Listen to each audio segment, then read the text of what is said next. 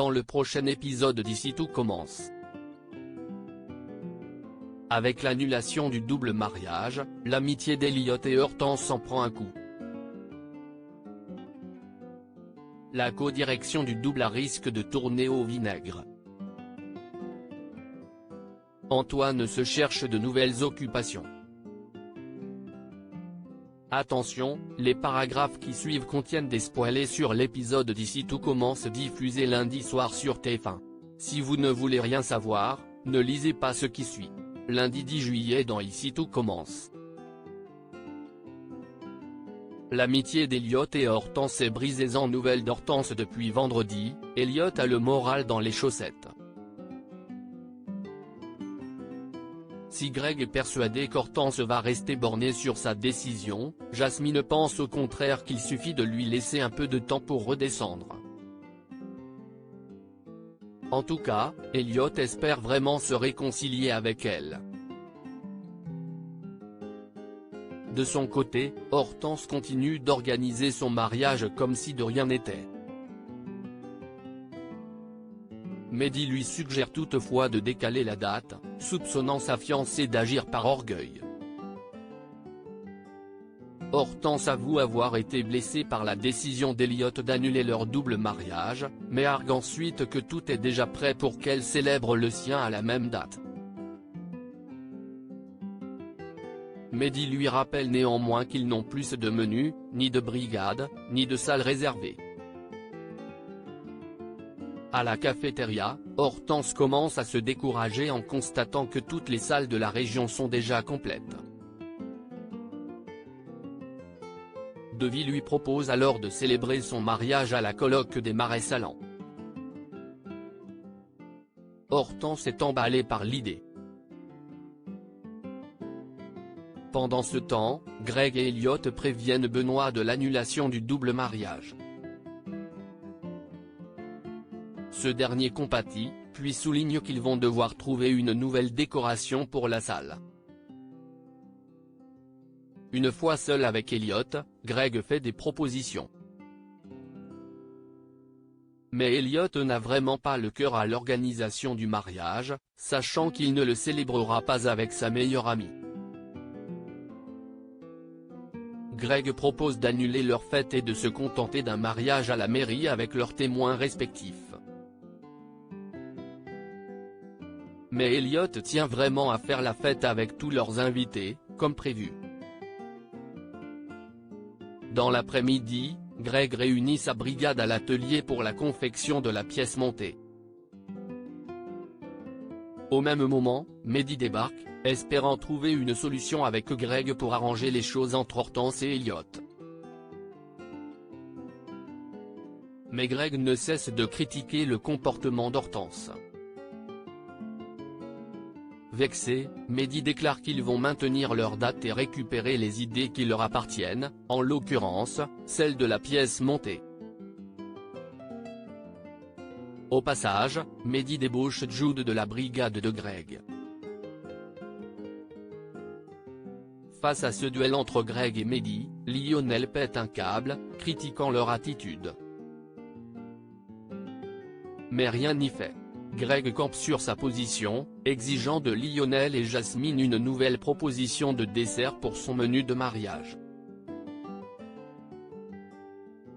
Mehdi, quant à lui, recrute Axel dans sa brigade, bien que ce dernier soit mal à l'aise vis-à-vis de Jasmine. Plus tard, Elliott propose à Jasmine et Lionel de réaliser une pyramide de macarons de toutes les couleurs comme dessert. Il reçoit un message du photographe, venu pour le shooting qu'Elliott et Hortense avaient prévu de faire ensemble. Elliott avait oublié d'annuler. Jasmine lui suggère d'aller chercher le photographe pour qu'il vienne prendre des clichés d'eux en train de cuisiner la pyramide de macarons. Elliott se rend donc dans le parc pour retrouver le photographe. Mais il s'aperçoit que ce dernier est en pleine conversation avec Hortense, qui cherche à le recruter pour son propre mariage. Elliot prend la jeune femme à part pour savoir ce qui se passe. Hortense estime avoir été la première à avoir trouvé le photographe et donc être prioritaire pour l'engager. Elliot la traite d'égoïste. Blessée, Hortense déclare que leur amitié est terminée. Antoine se cherche des occupations. Antoine héberge Enzo pour lui faciliter l'accès à l'institut avec son fauteuil roulant. Ce dernier remarque à quel point le directeur adjoint de l'institut est au taquet, dès le petit déjeuner. Suleiman lui confie qu'il est à 1000 à l'heure depuis sa rupture avec Rose. Au même moment, Antoine propose à son fils d'aller travailler avec lui au potager. Plus tard, Antoine se décide enfin à se lancer dans un grand chantier qu'il rêvait de faire, créer un dossier de statistiques sur les carrières de tous les anciens élèves de l'institut. Quand Laetitia s'en charge, Antoine se retrouve démuni et se cherche aussitôt une nouvelle occupation. Il passe à la cafétéria pour interroger Ethan et Solal sur la conception de leur menu.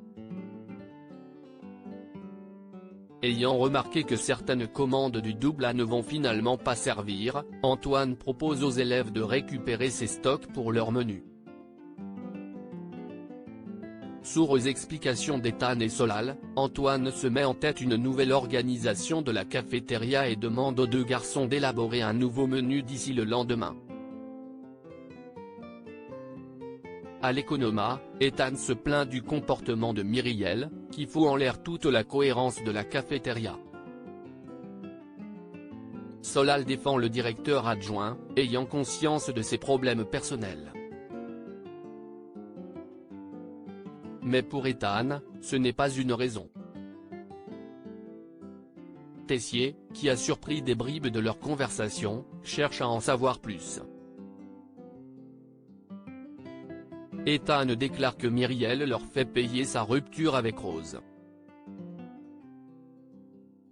La codirection du double A et Délicatine Cuisine, Théo et Anaïs font le point ensemble avant le service sur la carte du jour. Si la jeune femme est très stressée, son petit ami est au contraire très confiant.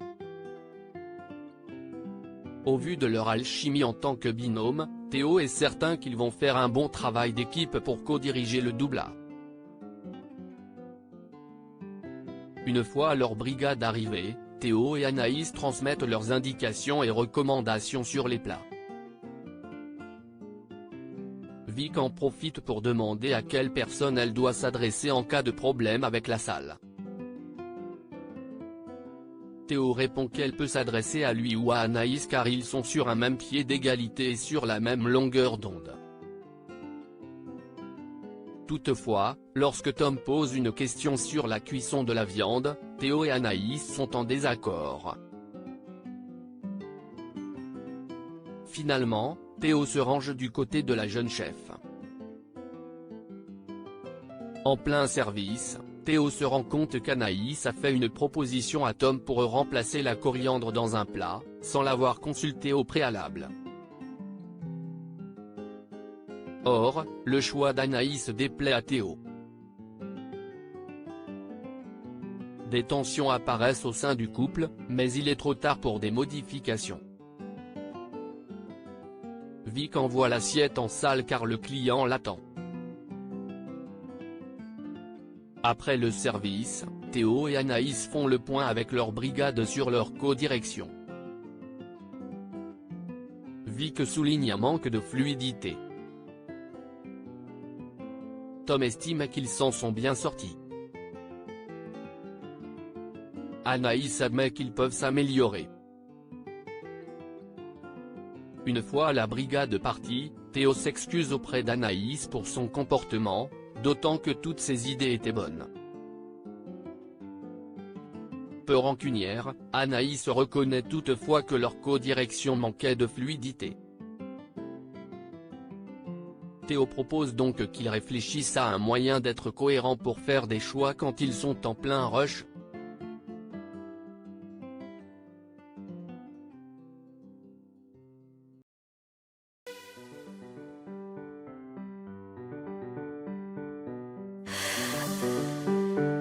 The